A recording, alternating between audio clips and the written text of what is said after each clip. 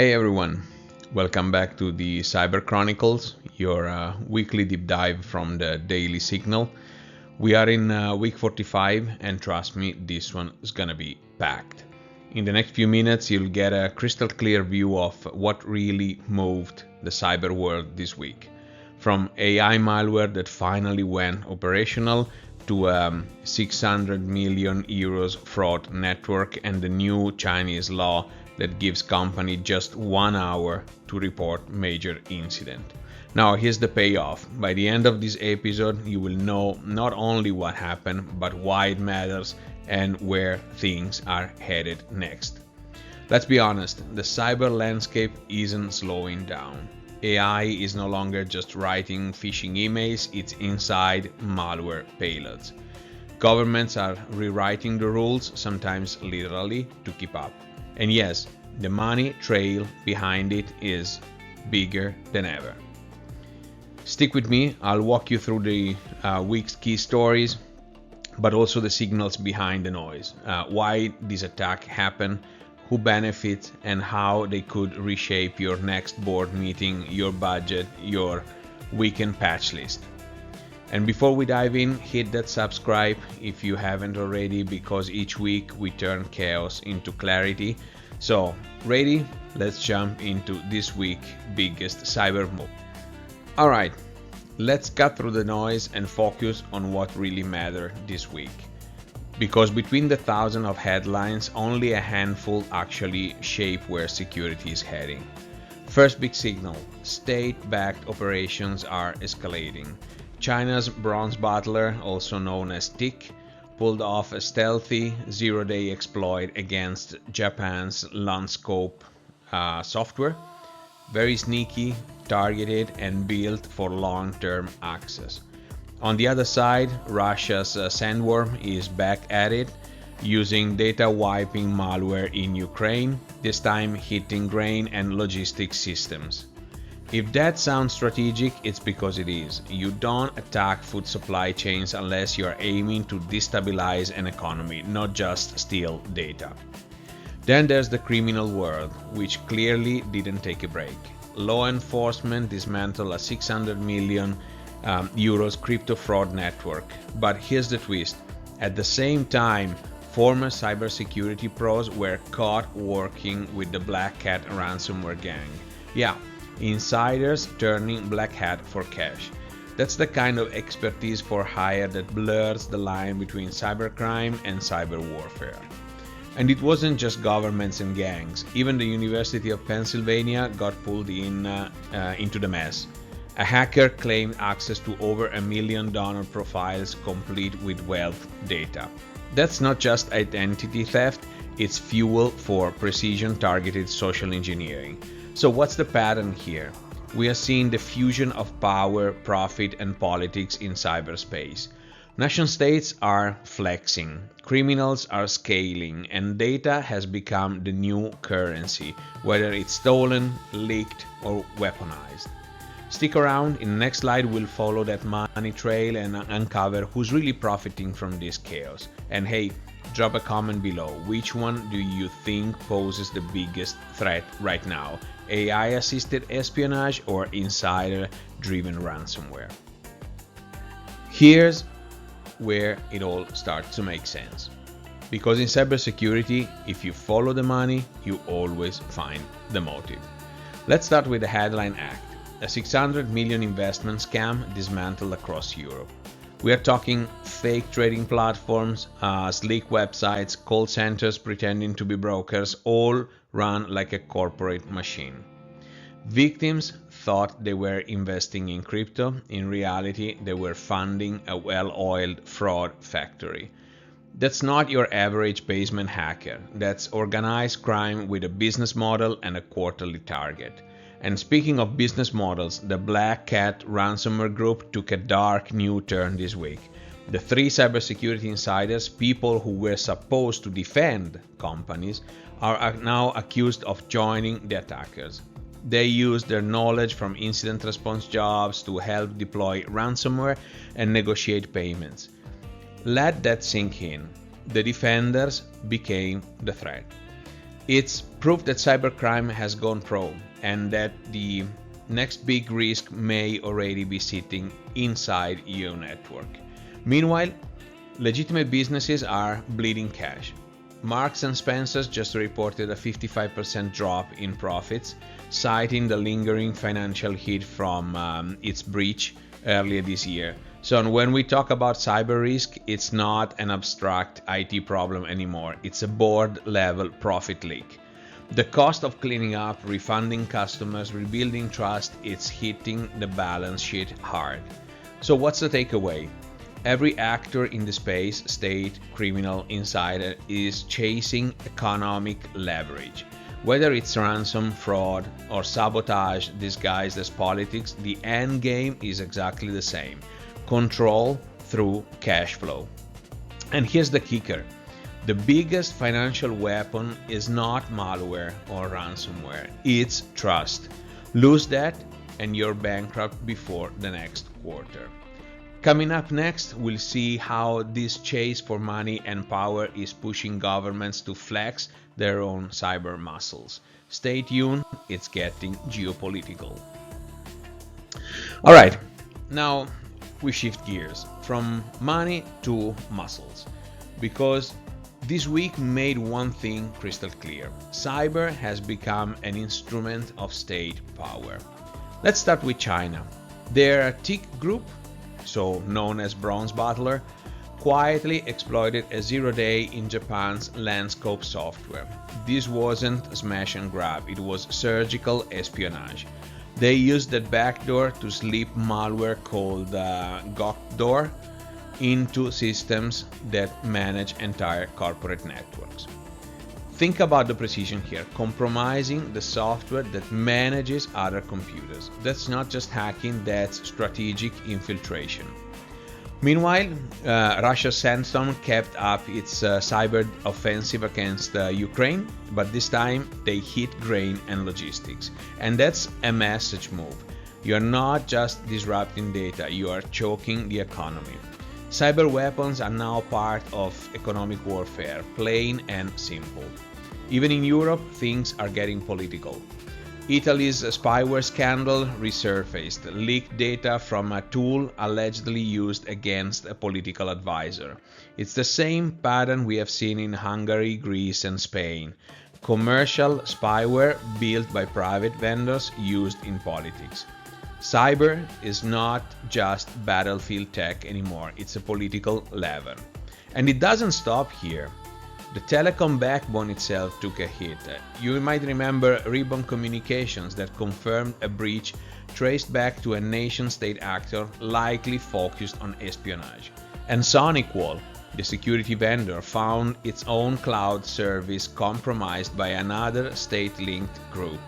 When even the defenders get hacked, it tells you the battlefield has shifted deep into the supply chain. And here's the big picture.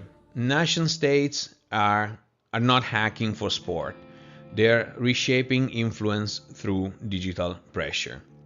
They are not just stealing secrets. They are rewriting the global balance of power, one breach at a time. Now the question is, how do we respond when the attackers are the governments themselves?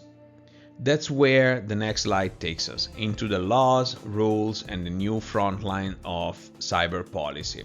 So stay with me. It's not about defense anymore. It's about survival in the digital Cold War. Okay, let's get practical for a second, because while the headlines were flashing red, two specific vulnerabilities quietly went nuclear this week. The first one, the CVE 2025-11833, a nasty bug in the post-SMTP plugin for WordPress used by more than 400,000 websites.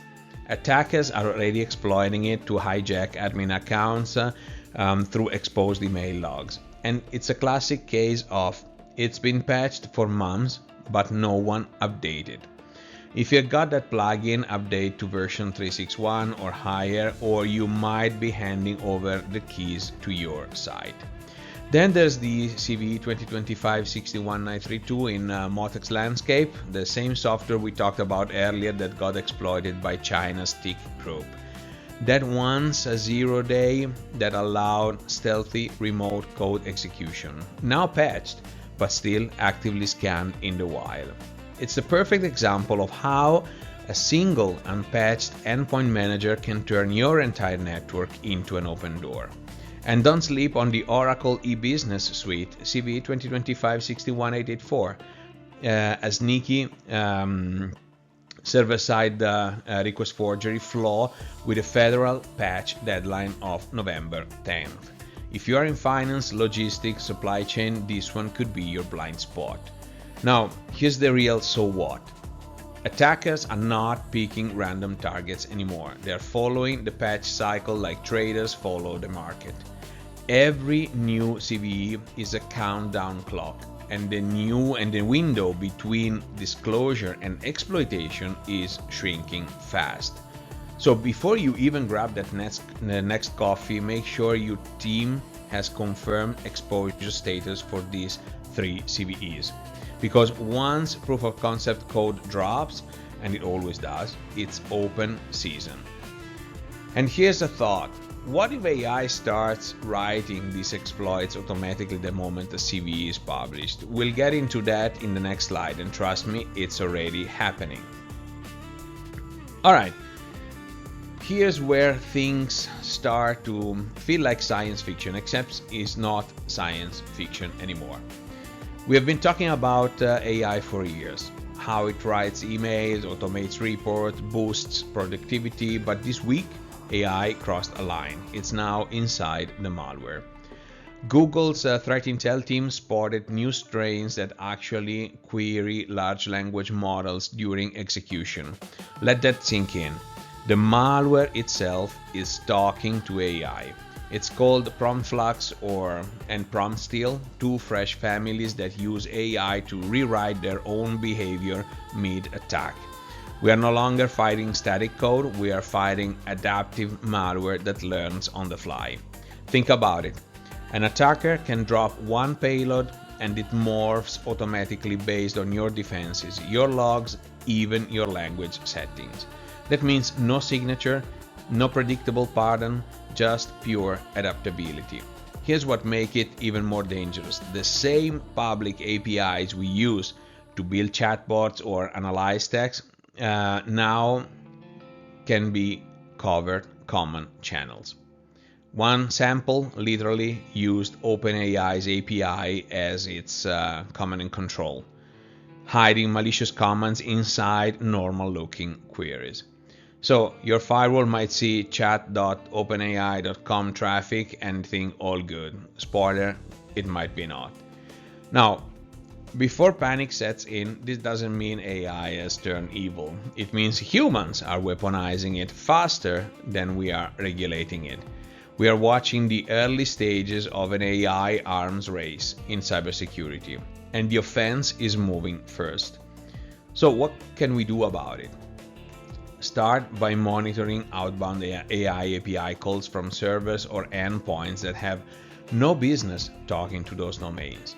If you see traffic to things like Hugging Face, OpenAI, or Qwen from a backend system, that's a gold solid signal to investigate. And here's a quick question for you. What's your take? Would you rather see governments regulate AI at the speed of innovation or let the market handle it and deal with consequences later? Drop your opinion in the comments, please. This one's going to define the next decade of cyber defense. Alright, next up, governments are fighting back with new laws and reporting mandates. Let's see how the policy world is trying to keep up with the threat world. So let's talk about a different kind of battlefield, the legal one. Because this week, cybersecurity was not just about 0 days or exploits. It was about laws catching up to reality. Let's start with China. On November 1st, their new incident reporting law officially kicked in, and it's brutal. Companies now have just 1 hour to report a major cyber incident. and 4 hours for anything else. Think about that, 1 hour. That's not incident response, that's real-time confession. And it's already forcing multinationals to rethink how they operate in China, because one misstep could mean penalties or even data lockouts. Over in Europe, lawmakers are tightening the screws too. The EU Parliament's LIBE committee is pushing new rules to expand Europol's access to private data and biometrics. Supporters call it progress, privacy advocates call it mass surveillance. Either way, it means more government eyes on your logs, your communications, and your identity systems. Meanwhile, journalists just proved how weak data protection still is. They literally bought EU officials' location data from data brokers. If that doesn't make regulators sweat, nothing will. It shows how policy always lags behind exploitation and how personal data remains the most traded commodity online. And in Southeast Asia, a story with a darker twist is China and Myanmar executed a joint crackdown on massive cyber scam centers. Over 2,000 arrests, and some of the ringleaders now face death sentences. That's how far this cybercrime problem has gone. Entire economies built on online scams and governments resorting to shock tactics to stop them. And what's the big takeaway here? Regulation is becoming a new attack surface. If you're slow to report, misaligned on compliance, or careless with data sharing, you are now breaking the law, not just your firewall. And here's where it gets interesting. As governments demand faster reporting, companies will need AI-driven forensics just to keep up with the timelines. Policy is shaping technology, not the other way around. Coming up next, we'll look at how these shifts are playing out across industries, from university to retail and payments, and what that means for everyone's bottom line. All right, let's bring it home and look at how all these headlines actually hit the real world. Because behind every breach, there's a business, a paycheck, and sometimes a nation's economy taking the blow. Let's start with education. We said at the University of Pennsylvania, a hacker claimed to have stolen data from 1.2 million donors and alumni, and not just names or emails. We are talking wealth ratings, donation history, personal profiles. Why does that matter? Because this kind of data fuels targeted social engineering. It tells attackers who's wealthy, who's generous, and who's easy to impersonate. That's like handing them a phishing playbook wrapped in a university logo. Then there's retail. And wow, that one hurts. Marks & Spencer, a 140-year-old retail icon, just revealed a 55% crash in profits after its early cyber breach. They had insurance, roughly £100 million worth, but still expect a £136 million hit. And that's the hidden truth of cyber risk.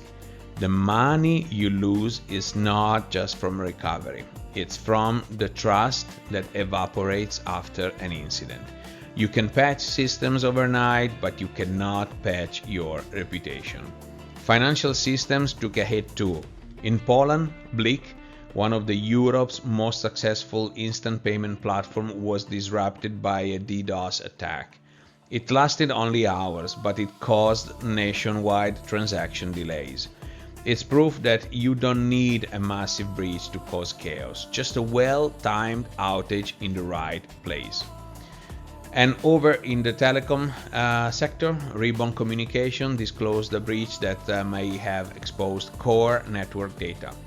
That's not just another vendor hack. Ribbon connects telecom providers and defense agencies worldwide. So if you're wondering why state actors love targeting the supply chain, this is exactly why. One breach, many victims. Here's the pattern. Education, retail, finance, telecom, 4 completely different industries, one shared vulnerability: trust in the digital systems. Once that trust is broken, the fallout doesn't stay technical. It becomes personal, financial, and political. So next time someone says, well, it's just an IT issue, show them this week's number. Cybersecurity is business continuity. And as we roll into the next slide, we'll connect these dots and see what all this means for the next month ahead and what could be coming next.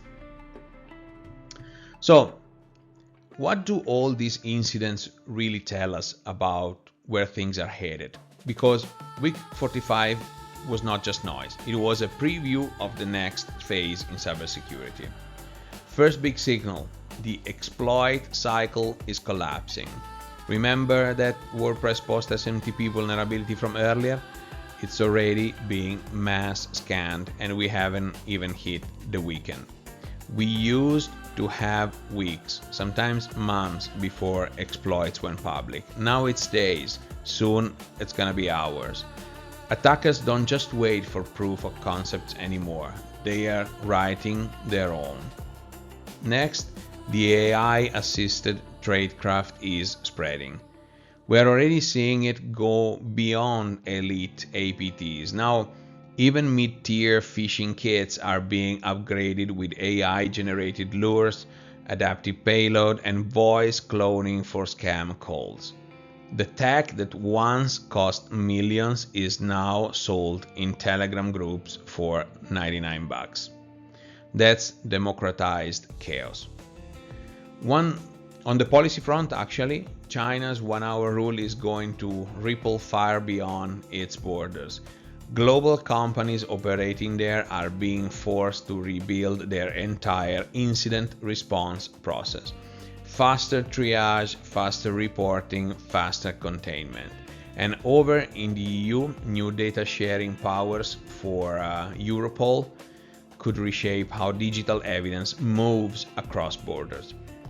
That means fewer legal delays, but also new privacy headaches for global businesses. So here's the big questions. Can defenders move faster than the attackers and the regulators? Because the next month will not just be about patching system, it will be about patching your processes. And since we love a little healthy speculation here on Cyber Chronicles, what do you think drops first?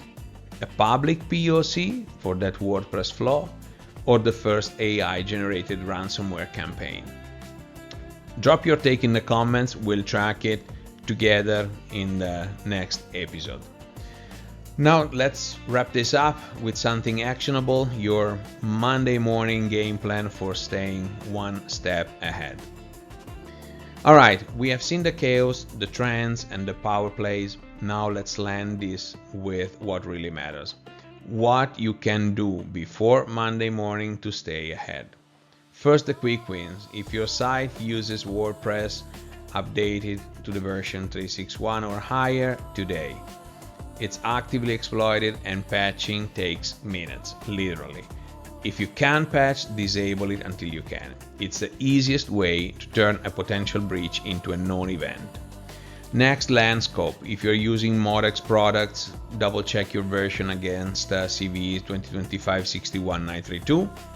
Even if your team already patched, get your vendor to attest in writing, patched and verified. Because when regulators come knocking, we think we did it, won't cut it.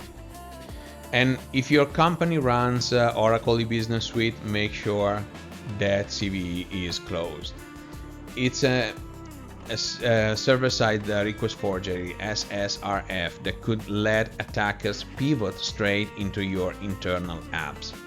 The US federal patch deadline is November 10th, but criminals don't wait for deadlines. Then watch your outbound traffic. If a server suddenly starts chatting with AI domains like OpenAI, Hugging Face, or Qwen, that's a new kind of smoke signal. It might not be an employee, it could be malware using AI APIs as command channels. Set alerts now. Supplier hygiene, huge. Send a quick check-in email to your top 10 vendors and ask them to confirm their incident response readiness and reporting obligations, especially if they operate in China or handle EU data. It's not just compliance, it's insurance. And finally, talk to your finance team. Use the Marks and Spencer case we discussed earlier as a real-world example. Cyber incidents now hit profits, not just systems. The faster leadership connects those dots, the faster budgets get approved for prevention instead of postmortems. Here's the beauty of this list. None of it requires new tools, just discipline, curiosity, and follow-through. So make it your weekend mission. Patch, verify, review, communicate. Do that, and you're already ahead of 80% of the field. Next up, we'll close this week's Cyber Chronicles with a quick thank you and look at what's coming next. And indeed, that wraps up week 45 of the Cyber Chronicles right here on the Daily Signal. If you made it this far, you are officially part of the crew that doesn't just watch cyber news, you decode it. This week, we saw AI malware go live, governments flex their digital power, and businesses learn. The hard way, of course, but they learn that cybersecurity is business continuity. But as intense as it sounds, there's a bright side. Every story we cover today gives us clues, signals on how to stay one step ahead. Now, I want to hear from you. Which lever do you think matters most right now? Faster patch governance, AI-aware defenses, or supply incident readiness? Drop your opinion in the comments. I'll feature some of your takes in the next week's episode. If you found today's breakdown useful, hit like. It tells the algorithm that is worth sharing. And if you haven't already, please subscribe to the Daily Signal and the Chronicles playlist so you never miss your weekly dose of clarity in the chaos. Next week, new week, more news. You'll get it all right here, same place, same mission, making sense of cyber 1 week at a time. I am Max, Point Break Security. This was Cyber Chronicles week 45. Stay sharp, stay curious, and as always, stay safe out there. See you next week.